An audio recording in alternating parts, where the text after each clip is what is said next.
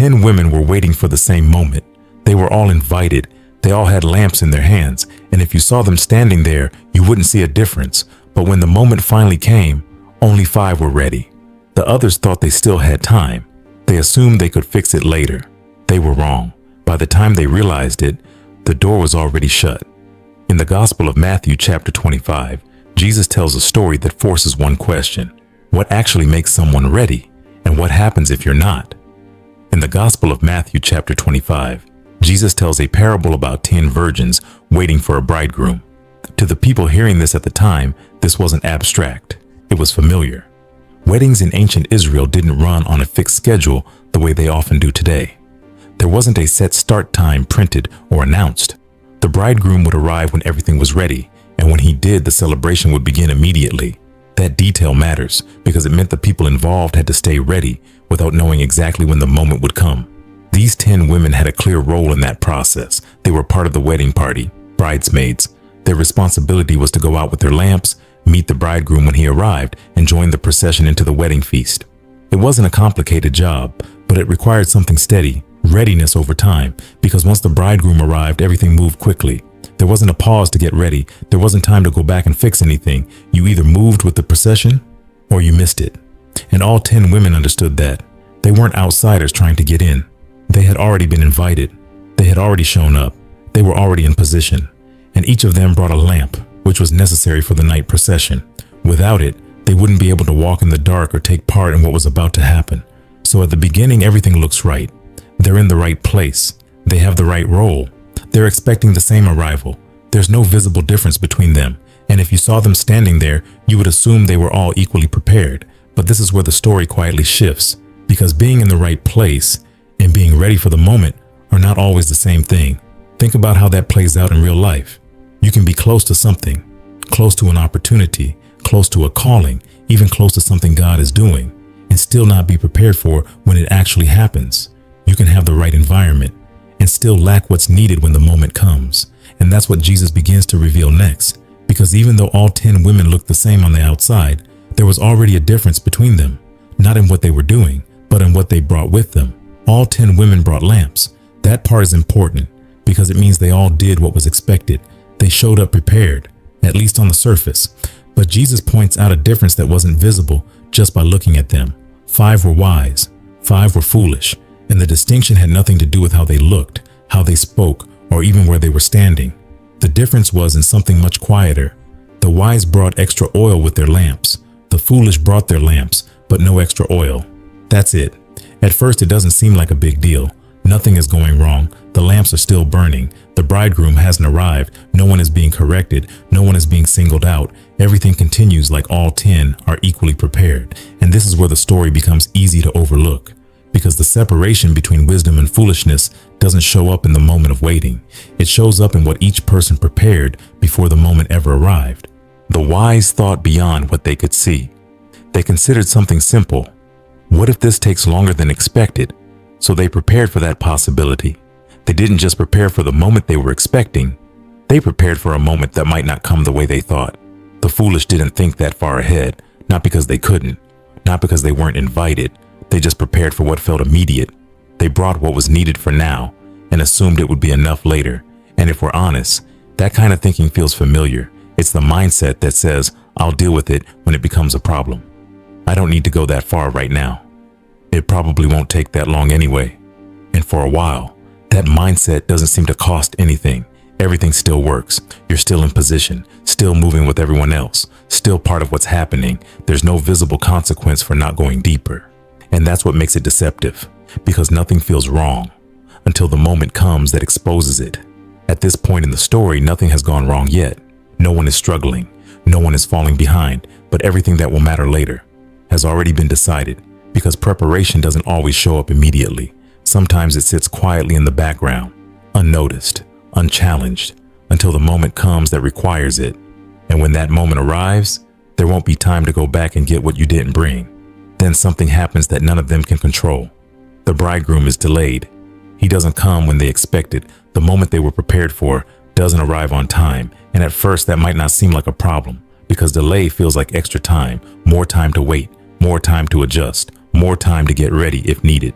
But that's not how the story works, because the delay isn't creating time to prepare.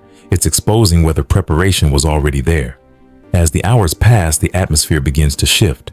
The early energy fades. The excitement quiets down. What once felt urgent starts to feel distant.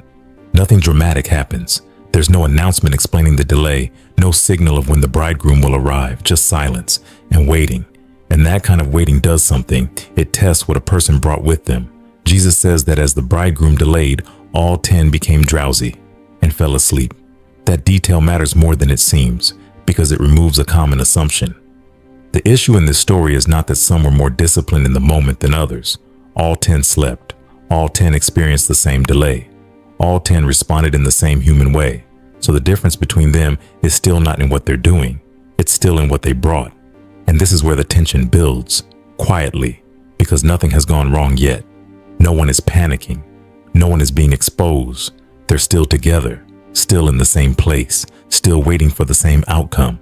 But underneath that, something is already set, because waiting has a way of revealing whether someone prepared only for what they expected or for what they could not predict. Think about how this plays out in real life. There are seasons where nothing seems to be happening, no clear movement, no immediate pressure, no visible consequence for not being fully prepared. And in those seasons, it's easy to relax your preparation, to assume, I'll take it more seriously when it gets closer. I'll deal with it when something actually changes.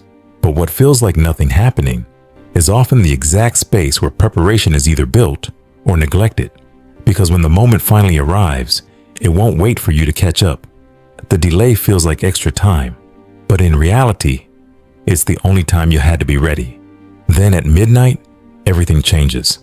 Without warning, a cry breaks through the silence. Here's the bridegroom. Come out to meet him. This is the moment they had all been waiting for. No more delay. No more time to think about what might happen. No more time to prepare for it. It's here. All 10 women wake up. All 10 move quickly. All 10 reach for their lamps. Up until now, nothing has separated them in a visible way. They waited together. They rested the same way. They were all part of the same group. But now, as they begin to act, the difference shows, because lamps don't burn on their own. They need oil. And as they begin to trim their lamps, 5 of them realize something is wrong. Their oil is running out, not low, gone. And in that moment, what didn't matter before matters completely now, because without oil, the flame fades. And without a flame, there is no light. And without light, they cannot go out to meet the bridegroom.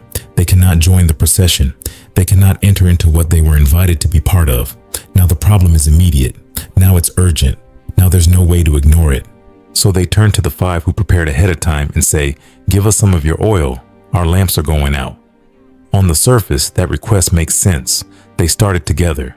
They waited together. They're part of the same group.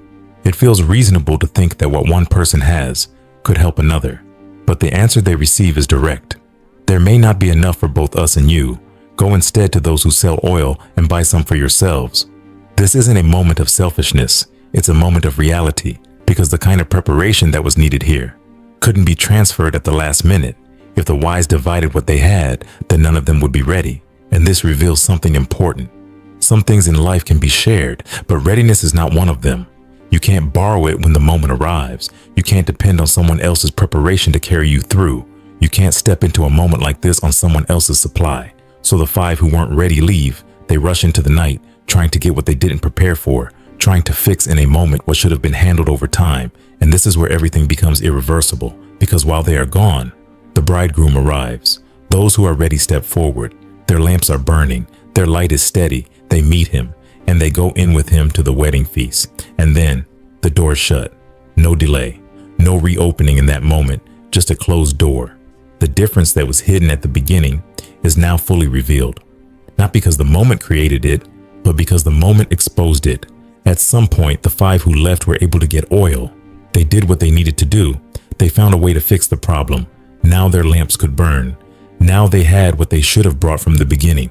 From the outside, everything looked right again. Same lamp, same light, same appearance as the others. But the timing had already changed everything, because while they were out trying to fix what they didn't prepare for, the moment they were waiting for had already passed. They returned to the place where the celebration is happening. The music is inside. The light is inside. The feast has already begun. And the door is closed. This is the part of the story that feels heavy. because they weren't trying to stay out. They weren't rejecting what was happening. They were trying to get in. They knock on the door. Lord, Lord, open to us. That matters because they recognize the bridegroom. They're not strangers calling out to someone they don't know. They use language that shows familiarity, expectation.